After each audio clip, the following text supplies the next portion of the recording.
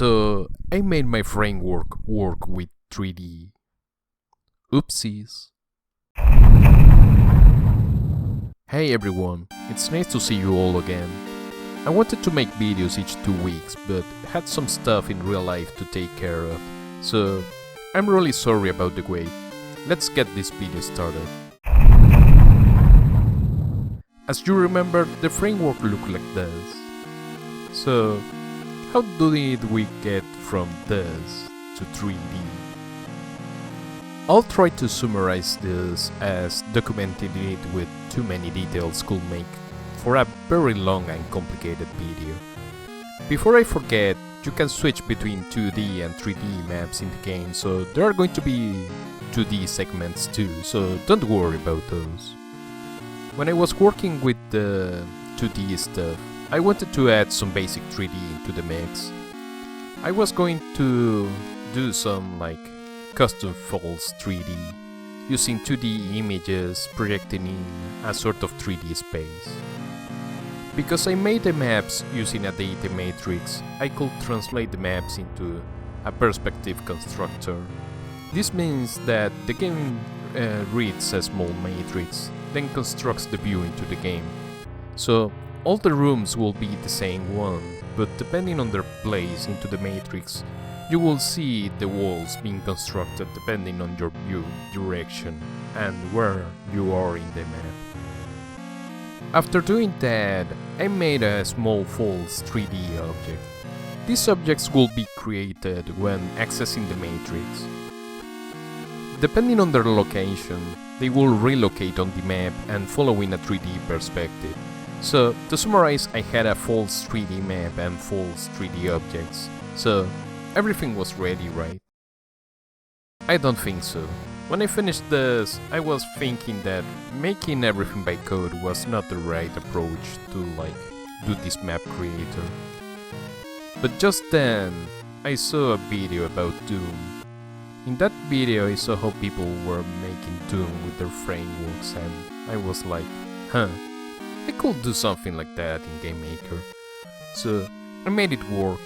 Of course, it is not as elaborated as the Doom one, but I was just able to make the map and put the objects, so it will be translated into the false 3D world.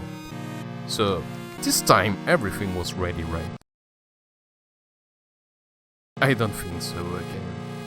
After implementing the new way to load the map, I felt maybe I could do some basic 3D on this. I knew that there are 3D systems in GameMaker, but when I tried them before, I didn't feel them. But maybe the time for this was now. 3D was something that I found to be really complicated. I didn't feel that I mixed well with working with 3D. I have some experience working in Unity, but I forced that engine to make 2D in the way I wanted. But if I did that with Unity, maybe I could do the opposite with GameMaker. I was doubting about what to do, but then I saw some Wolfenstein 3D. While watching that game, I figured out something. If I could do something close to that, maybe. So I started to watch Dragonite Spam's 3D GameMaker tutorials. It has my best recommendation if you want to work with 3D, just watch those. And I was following really well. I felt that this time I was more open to the concepts, and see 3D work with GameMaker was blessed. But there was a catch with this. How is this going to mesh with my framework? Wouldn't I have to work too much to add this? And the answer was surprisingly no. My framework was solid using GameMaker systems. I only had to import what was I working with the tutorials. Even the color limiting and surfaces worked, and I had little to work on. Because I did the map translation work with false 3D, it was so much easier to work with the real 3D. It helped a lot to have it. It made everything work in a smooth transition. After implementing collisions and billboarding, I felt that I had everything ready, but then I was like, should I have some fog? So, back to the tutorials. I add the fog, but I felt maybe should I add the skybox, and I didn't do that one.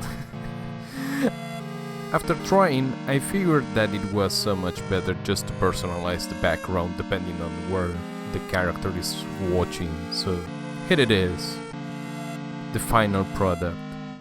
It took me a while, but I'm finally here. There's some details to work on, like making this door show properly, but now I can change between 2D and 3D. I don't think there is much more to add to the framework now, so I declare that the framework devlogs are finished.